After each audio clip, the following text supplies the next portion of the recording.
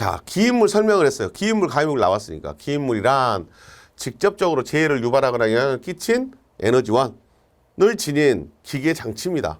자, 여기에 중요한 거죠. 이 에너지를 지닌 뭐라고요? 기계 장치예요. 그래서 대부분의 기계는 선반이면 선반, 프레스 작업하다 사고 나면 프레스, 영접하다 나면 영접기 이런 것들이 다 기인물이 될 수 있는 요건이 됩니다. 기계 기구입니다.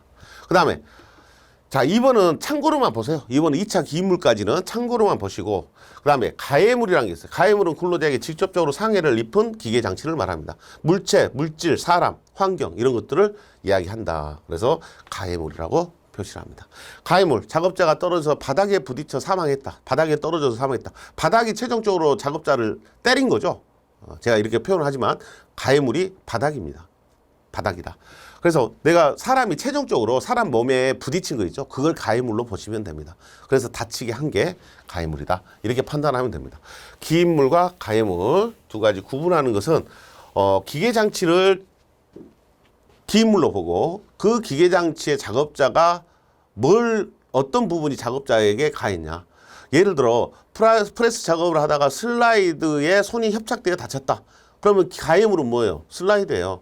기인물은 프레스기예요. 이렇게 판단하면 된다는 이야기죠. 영접 작업, 전기 영접을 하다가 감전돼서 사망했다. 이렇게 말하면 뭐예요?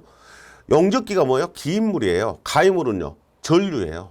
전류가 온 게 감전이잖아요. 예, 이렇게 판단하면 쉽게 판단할 수 있습니다. 전류 때문에 사람이 죽었으니까. 자, 버드의 제2론으로 넘어가겠습니다. 버드의 제2론. 버드는 하인리의 후배입니다. 후배인데, 자, 재해가 일어나기 위해서는 사고가 일어난다. 사고는 직접 원인 때문에 일어난다. 자, 직접 원인이란 말을 버드는 직접 썼습니다. 직접 원인. 하인리는 불완전한 행동과 불완전한 상태라고 이야기했고, 직접 원인 때문에 일어난다. 직접 원인은 기본 원인 때문에. 또 기본 원인이 있었다는 것은 관리에 부족이 있었다. 이렇게 이야기한 게 버드입니다. 차이점은 뭐예요? 이 관리의 부족, 통제의 부족이라고 말한 것이 1단계에 있다는 거죠. 하인리는 유전과 사회적 환경을 잡았어요. 유사기 불사에서.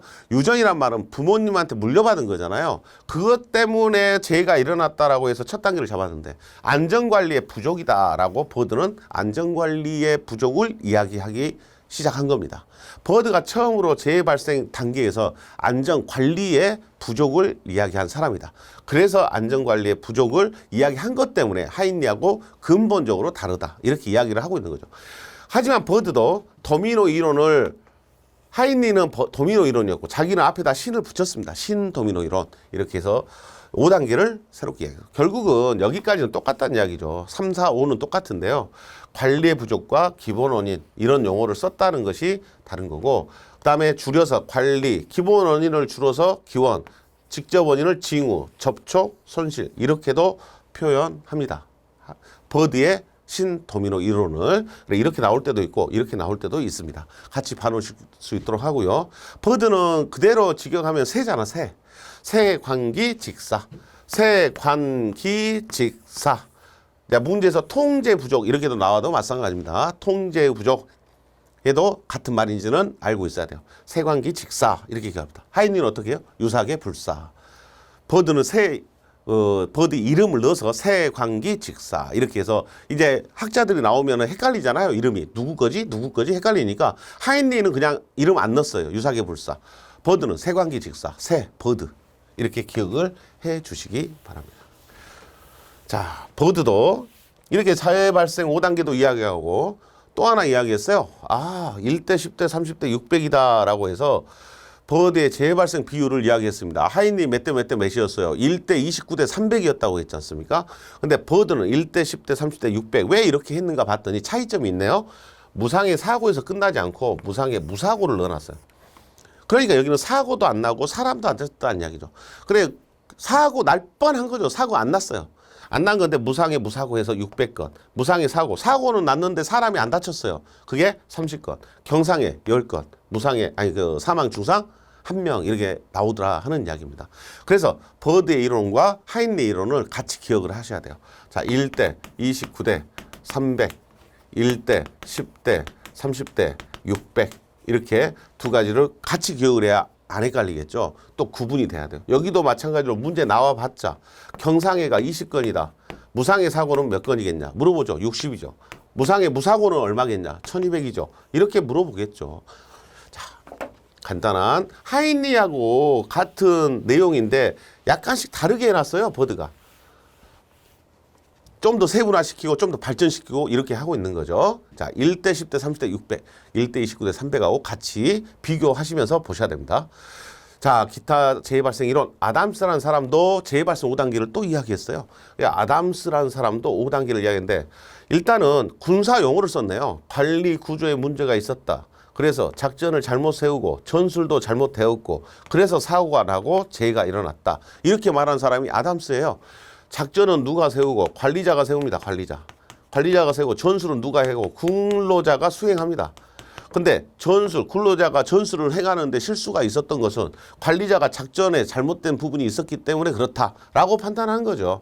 그래서 이렇게 5가지 단계를 다시 이야기하게 되고 우리는 어떻게 기억한다? 아관 작전사 따라하고 있죠. 아관 작전사. 그래서 아담스는 관리 구조, 작전적이라 전술적이라 사고, 재해 이렇게 이야기했다는 겁니다. 자, 아담스 것은 요거 하고 끝난 거예요. 아관 작전사 기억하면 된다는 이야기입니다. 그 다음에 작전은 누가? 장교가 세우니까 관리자, 전술은 병사가 하니까 근로자 이렇게 기억을 해서 계급적 생각을 하셔도 좋겠습니다. 군사 용어를 썼네요. 자, 웨버의 재해발생 5단계. 자, 웨버란 사람도 5단계가 있는데 유전적 요소와 사회적 환경, 어디서 많이 들어본 말 같고 인간의 결함, 개인의 결함, 행동, 상태, 사고, 뭐하고 똑같아요? 하인리하고 유사하죠. 하인리하고 같은 이론이라고 보시면 됩니다. 누구의 이론은? 웨버의 재해발생 5단계는 하인리의 5단계하고 거의 흡사합니다. 거의 90% 이상이 같은 이론이다. 그래서 웨버도 이렇게 이야기를 했기 때문에 소개를 한 거고요. 간단하게 하인리하고 같다. 이렇게 기억하시면 좋겠습니다. 자베타키스의 재해발생 5단계입니다. 자베타키스죠. 자베타키스 재해발생 5단계.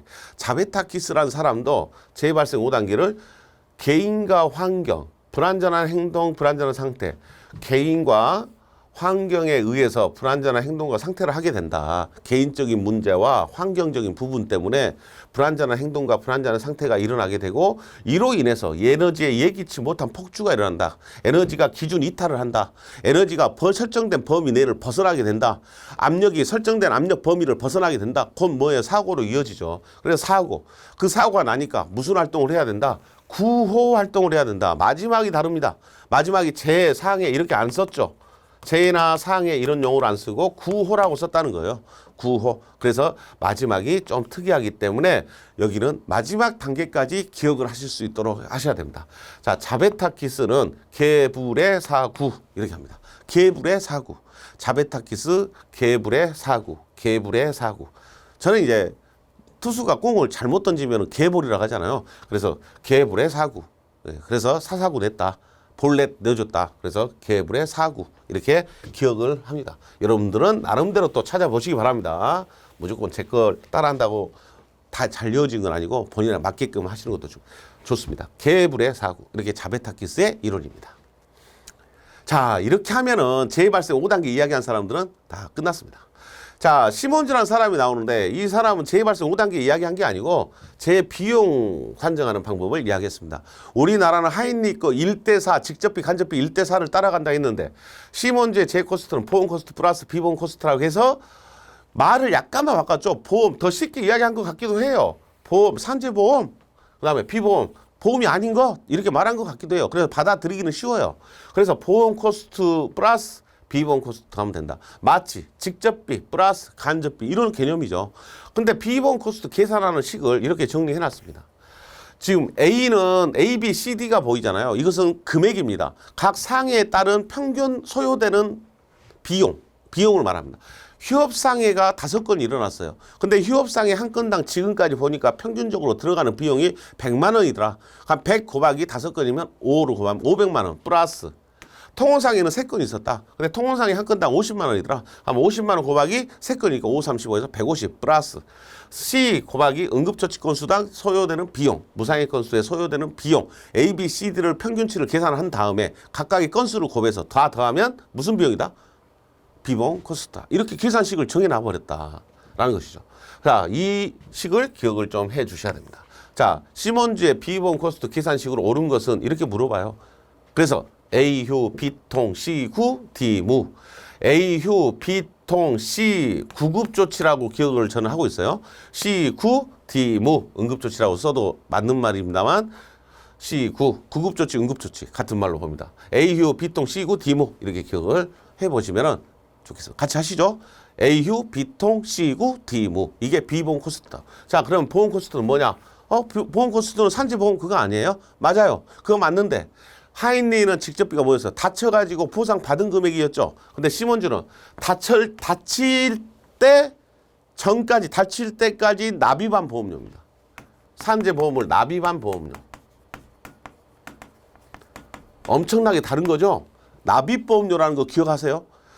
시몬즈의 보험 코스트는 다쳐가지고 치료비 주세요, 뭐 급여 주세요, 휴업급여 주세요, 장례비 주세요 이렇게 받은 게 아니고요. 산재가 나는 시점을 기준으로 지금까지 쭉 산재 날 때까지 납입한 보험료를 계산해가지고 보험 코스트라고 이야기합니다. 그래서 요 의미가 비용이잖아요. 내가 산재가 일어나서 치료를 받기 전까지 이 산재를 대비해서 지금까지 납입한 보험료가 비용의 개념이다 이 말이죠. 그래서 보험 코스트라고 합니다. 엄청난 차이입니다. 직접비는 뭐고요? 보상받은 보상금이에요. 여기는 사고 날 때까지 납입한 보험료입니다. 자, 저는 분명히 말씀드렸습니다. 다르다고. 보험 코스트가 직접비하고 같은 맥락 같지만 금액적으로는 완전히 다르다. 납입한 보험료고 하인의 직접비는 보상금이다.